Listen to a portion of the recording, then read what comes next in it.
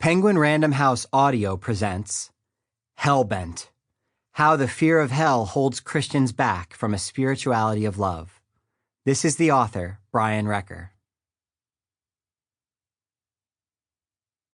For my children, for my own inner child, and for the children still squirming anxiously in the pews.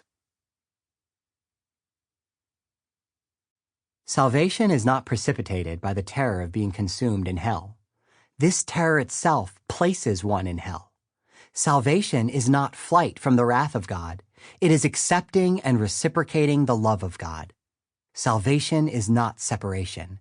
It is the beginning of union with all that is, or has been, or will ever be. James Baldwin. Religion is for people who fear hell. Spirituality is for people who have been there. David Bowie. Introduction. It was a bright Sunday morning, and I smiled on my way to church. I'm an inconsistent churchgoer, but always a cheerful one. My history with church is complicated. After over 8 years as an evangelical pastor, I don't consider myself an evangelical anymore. But I am still a Christian, and I do still go to church, at least when I feel like it. That's the key to smiling on the way to church, actually wanting to go. I don't do spiritual activities out of guilt anymore. I have absolutely no reason to do that because I don't believe in a God who is out to punish me. I still like going to worship gatherings because it helps me feel connected to myself and to other people, and it reminds me that we are all connected together through the Spirit of God. This Sunday, I was also going because I had invited another couple. Yes, I still invite people to church. Old habits die hard. But I didn't invite this couple out of guilt. I honestly don't care if anyone goes to church or not. Some people would be better served by a quiet morning alone with their dog, or a walk near a lake, or an intimate coffee date with a friend. Opportunities for spiritual connection abundantly surround us. No, I invited this couple because they're among the many people who have left evangelicalism behind, but still miss aspects of their former church communities. Such people often struggle to find a church that doesn't spark shame or religious guilt. I'm thankful that I've found a church community that welcomes and celebrates every kind of person, just as God made them to be, and I enjoy inviting others into it if it suits them too. When I got to church, I was happy to meet my friends and excited to see what they'd think of the community. As the service ended and we took communion together, I wondered how the ritual was hitting my church-weary friends. Even when a church approaches this ancient Christian practice with a spirit of love and welcome, some people may still find that it transports them back to the terror they felt in their bodies when they were young, worried about whether they were worthy enough to partake of the body and blood of Christ. I approached my friends cautiously after the service, curious if they found it refreshing, if they felt triggered by the experience, or anything in between. They told me that it was pretty good for a church. But then the wife said, "Can I ask you a question?" "Of course," I replied. "If you don't believe in hell," she said with sincere curiosity, "then why do you still even go to church?" On some level, her question surprised me. After all, what does going to church have to do with believing in hell? But of course, I knew that for evangelical Christians, the answer is just about everything. Christianity has a hell problem. There is so much beauty and truth in Christianity. The Golden Rule is a brilliant piece of moral wisdom. The Beatitudes are a revolutionary way of looking at the world. Jesus' nonviolent path of enemy love inspired beacons of justice like Martin Luther King Jr. and the Civil Rights Movement. And yet, no matter how much good you can find in it, at the end of the day, there is a big black hole right at the center. The belief that everyone who doesn't follow the right faith is going to hell to suffer for eternity. This isn't a problem simply because I personally find it to be distasteful, though I do, and that's putting it mildly. This is a problem because hell, with the fear it inspires, the exclusivity it demands, the judgment it promotes, and the punitive God it portrays, corrupts Christian spirituality. Evangelicals have sought to minimize the centrality of hell in recent years. Fire and brimstone preaching is less common than it used to be. The word hell is rarely heard in megachurches, which prefer seeker-sensitive messages.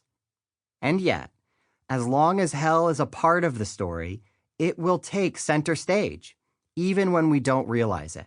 When my friend asked me why I still go to church even though I don't believe in hell, I realized her view of Christianity was, quite understandably, inseparable from fear and punishment. If there is no punishment to avoid, what's the point? I gave her an honest answer. I go to church because I'm one of those weird guys who likes going to church. I like singing the songs with everyone and wrestling with big spiritual ideas alongside my neighbors. But if you don't really like going to church, and you're going just in case you might go to hell, I really wouldn't worry about coming. Like, seriously, it's fine. I smiled at her to make sure she knew I was not judging her very normal response to church. Maybe go to brunch? I suggested with a laugh. Parkside has a decent Bloody Mary for $7. She was a bit surprised, but as we talked, I was able to help her unravel some of the spiritual assumptions that were driving her behavior. She had left the church because she could no longer hold to exclusionary evangelical beliefs, but her spirituality was still governed by fear-based thinking and punishment avoidance.